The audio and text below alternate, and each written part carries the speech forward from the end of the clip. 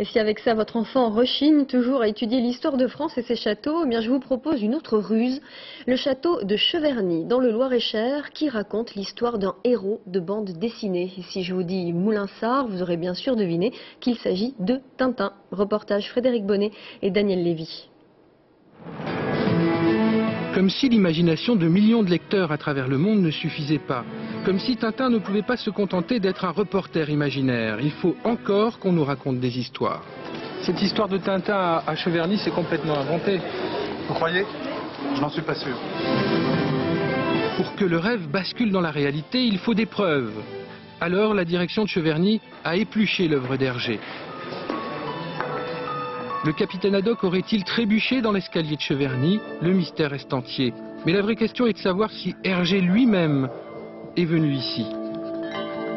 Tintin aurait donc réellement vécu dans ces murs. Ah non, j'y crois pas. Pourquoi? Ah bah, je sais pas, j'ai mis un doute existentiel. Ce serait pas la maison de Tintin ici? Non. Non? Dans le livre, oui, mais pas en vrai. Pourquoi? Parce que je pense que Tintin n'existe pas. Des millions de francs ont pourtant été investis à côté du château pour nous faire croire à cette histoire. Pour une exposition dont le but n'est pas mercantile. Non, c'est pas une opération marketing. Non, non, je m'inscris en faux, comme on dit. C'est pas du tout.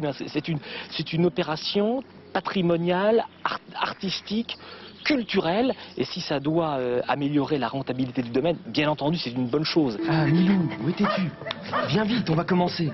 En perçant les secrets de la licorne, Tintin ne savait peut-être pas que son habitation avait été édifiée par Louis XII et qu'elle attirerait un jour 350 000 visiteurs par an.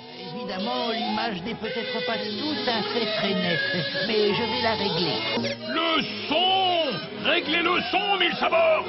En réalité, que Cheverny soit Moulinsart ou inversement, ce n'est pas très important. L'essentiel est de continuer à croire que le rêve peut un jour devenir réalité.